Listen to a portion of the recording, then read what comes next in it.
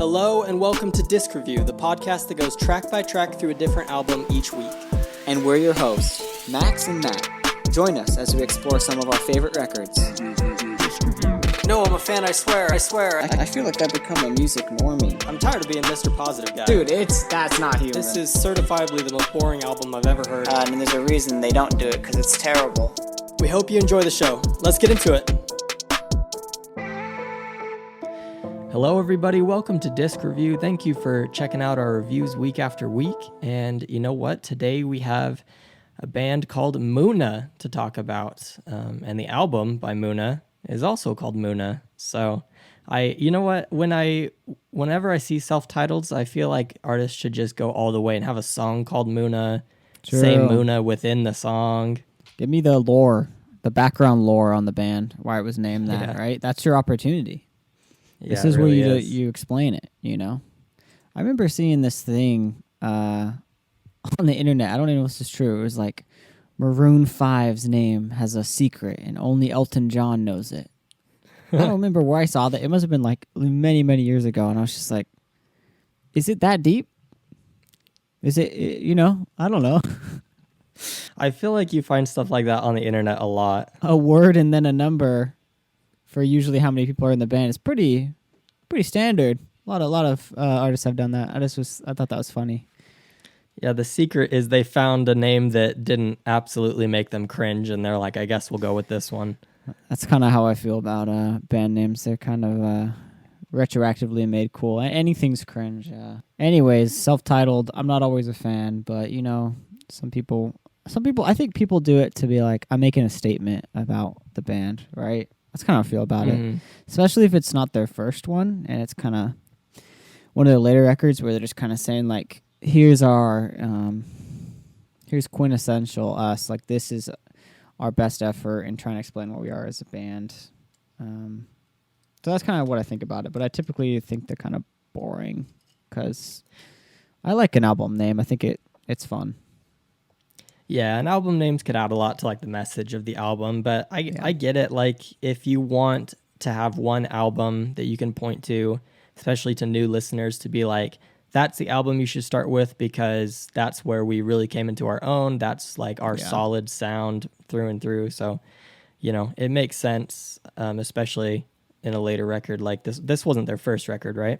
No, yeah, I feel like this is kind of what we're talking about. That's what this is. All right, well, let's talk about this album art here. I think this is a pretty classic form of album art where you do a sort of collage of the band members. It's solid. Is this the first all-girl band that we've reviewed? Jeez, I don't know. We've reviewed, female artists, but they're usually just singers. Like we did Olivia Rodrigo. But, band probably is the first. I definitely picked this record. I just wanted some more variety. I felt like we've been kind of getting pigeonholed for a little bit on a lot of similar artists from a similar genre, and I was like, let's just throw something different, something new.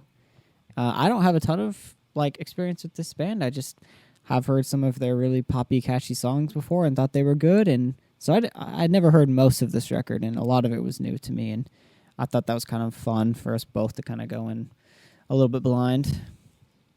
Yeah, well, I'm glad that we did it because I enjoy branching out and listening to new things. I think that's what makes the podcast fun is just doing like lots of different stuff.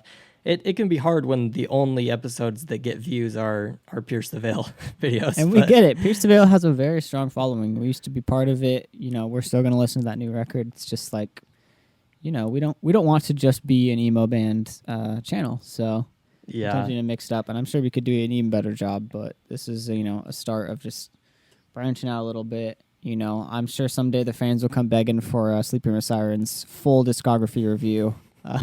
No, have to oblige. Please, no, please. Anything but that. And the acoustic EP, bro. You gotta do it all.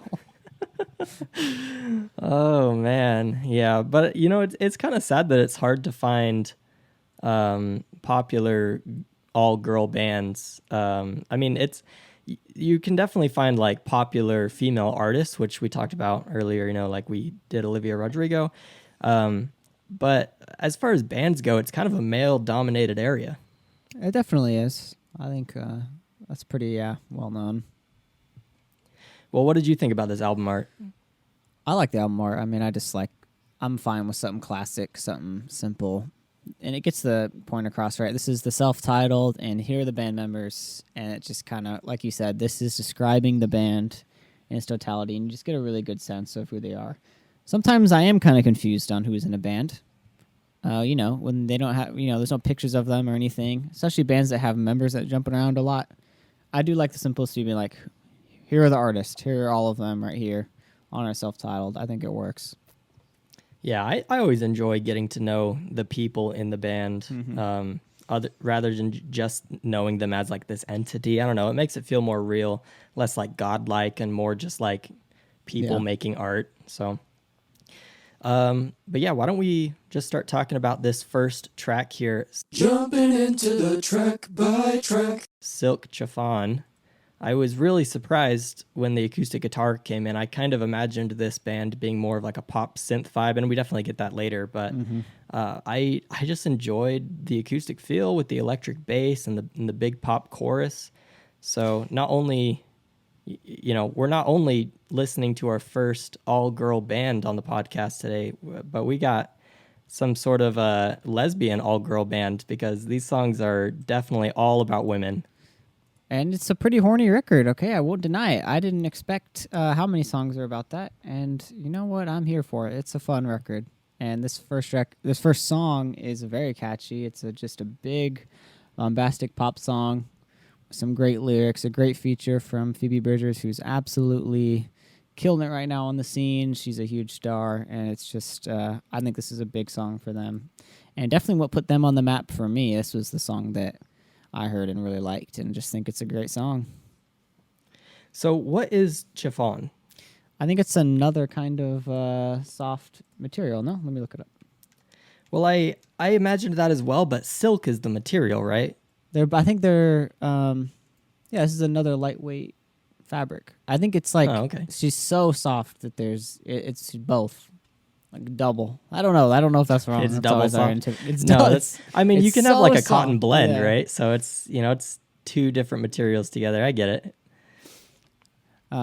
Yeah, but I agree. I've never heard the word chiffon before this song. But the next track is What I Want, which is kind of a party song. I'm not really into party songs that much, which is why this isn't like my favorite. I think I think a big thing on this record for me I noticed was just how good the production is. And this track definitely has it. There's just so many cool little things they do. Especially like you said with the synths. I think it really shines. And the song's catchy enough. How do you feel about party songs in general though? Yeah, I mean, I'm not really a party guy, Yeah. So I never really feel that into it. But I think this song also has some other vibes to it. Like, it's got like a girl boss vibe with like a drum beat that makes you feel powerful and cool. Some more talk about wanting to date some sexy ladies at the party.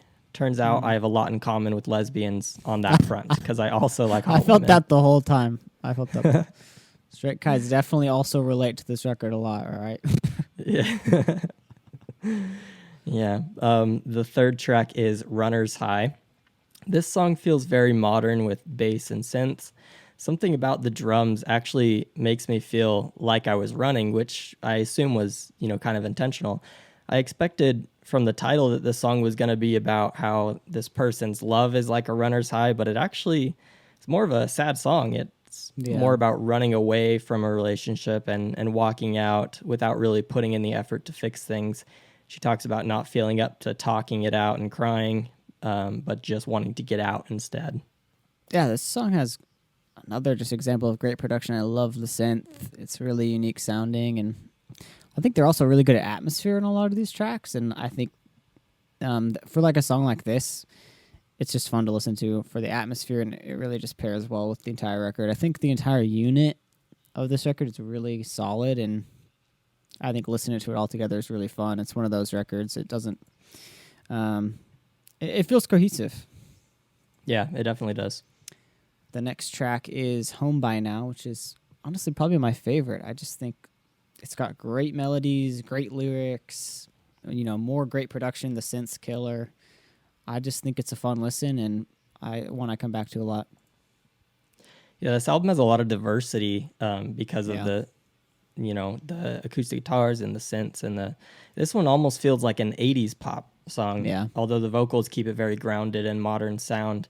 We get more sad vibes here with the song asking if I was able to grin and bear it, would we be home by now? It's almost like a regretful song, wondering if Yeah. the pain of the relationship would have been worth the security and safety of feeling like you belong somewhere. So yeah, it's definitely a sad one. The next song is Kind of Girl. I love the acoustic guitar choice on this one. This song is very reflective. She talks pretty bad about herself in the beginning, and by the chorus, she's almost like daydreaming about the way life could be if she would just allow herself to be happy and do the things that, make her that way. And it's kind of seems like that's the direction that she wants to head, but change is hard, and sometimes the effort to take yourself in that direction is more effort than you have. This is definitely my favorite song in the album. It's one of those songs that you kind of just can't find reason to hate on. Yeah, the song is, like you said, the variety on this record is really cool. And I like that they're willing to do tons of different stuff. This is another sad song, and I think it's really cool to have a self-reflective song, and it's kind of inspiring to hear people go, through that struggle and hear about, those kind of feelings, but also just that thinking that, you believe you can change and you can. And a lot of people, I think we all relate to that feeling. Next song is Handle Me. One of the first on this record I actually hadn't heard before. A lot of the rest I hadn't. I think it works within the context of the record because it fits a lot of the themes. It's probably not my favorite, though. Yeah, I mean, this one touches on some topics that I do find interesting. The lyrics almost seem like she doesn't trust others to love her, and she doesn't really trust herself to do what's right for her, but the chorus is a little more uplifting with her talking about how she's actually pretty resilient and can handle the rough parts of love. So, yeah, not my favorite either, but I think some of the ideas expressed throughout are interesting enough. But the next song is No Idea. I'm glad that with this song we get back to a little bit more of that tough girl feel. The past few songs were pretty sad, which I enjoyed, but unless they're going for like a straightforward feels album, it's good for them to break up the sadness with a little bit of pop energy, some strength, which is definitely to be found in this song. It still got a little bit of that self-deprecation, which is, we've been experiencing that throughout this whole record.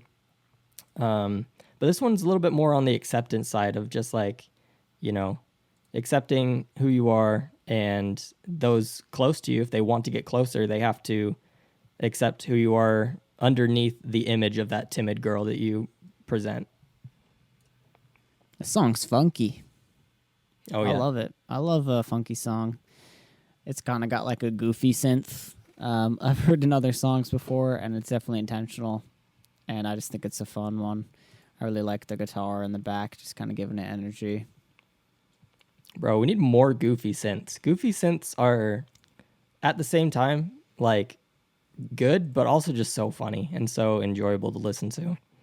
I agree. Next track is Solid, which is also kind of funky. I feel like it kind of carries a similar feel, genre a little bit. I really like the choice to have these backing vocals in the chorus. I think it adds a lot to the chorus and actually makes it pretty stand out. Yeah, was this song a single? I don't know. It definitely gives me single vibes. Yeah. It's more of a straight ahead love song about a girl. It's not really my favorite song on the album. The lyrics are just a little too generic, especially the chorus, which, she's just repeating how solid this girl is. It doesn't have as much depth as some of the other songs, and so it's, it doesn't make me feel the way some of these other ones do. I get that. But the next track is Anything But Me. I like the message of this song. It's, it's mature and caring, but it's also focusing on self-love and doing what's best for you. She tells this person that she really, truly hopes that they get everything they want out of life, but that, they just can't do that together. She'll be there for them and support them, but they can't be in a relationship when things just don't feel right. I think it's important for people, especially probably young girls, who I'm sure a lot of this fan base is young girls. It's important for them to know that caring for people and trying to make them happy doesn't mean you have to give up yourself and give up everything that you are and do things that you don't want to do.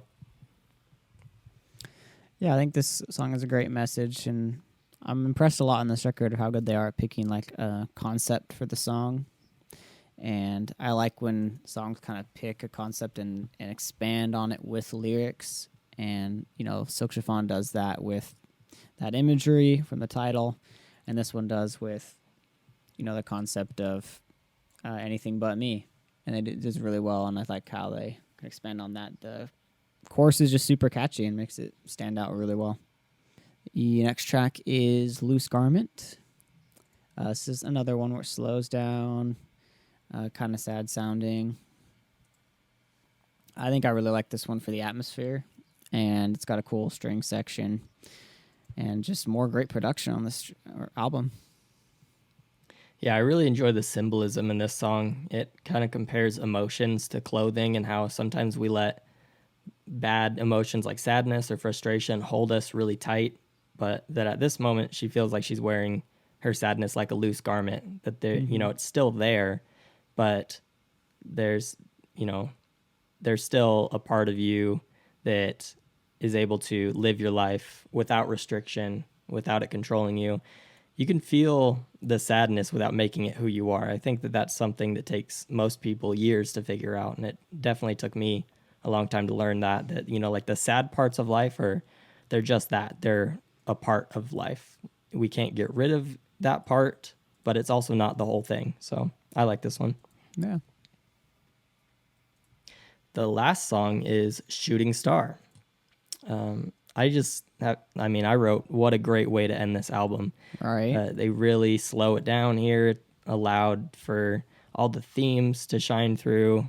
This album is very focused on like love for others and love for yourself. So she compares this person to like a shooting star that's both, bright, beautiful, and somewhat magical, but also burning and fast and destructive. So it really makes you feel gratitude for love, but also like almost a respectful fear of it as well. Yeah, I really like this closer. I think it's a perfect example of how to close out a record. And I think it carries a lot of emotion on this track, and I love when it picks up in energy on that last chorus. I think you can get really lost in it, and it's a great way to close it out. So what are your thoughts on this album? I think it's really good. I mean, I don't have a ton of context I haven't listened to their other records, but I think this is just a really solid pop album, and I think they have a bright future ahead. I'll be tuning in for more, no doubt. Yeah, I definitely had a lot of fun with it, and I was surprised at how much emotion I also felt during it, because especially with new music, it's kind of hard to connect with it enough to feel anything, because, if you're listening to something for the first time, you got to like understand the sound, get the lyrics, and it's a lot of effort, but I felt like this one is worth the effort. So yeah, I enjoyed it. But that is our review for Muna by Muna. Let us know if you want to hear more stuff like this. Let us know what else you want us to cover, because we want to expand that horizon and bring you something that you haven't heard, but also, we want to cover those ones that you love and enjoy as well. So we'll cover them all. But thank you for listening, and we'll see you next week.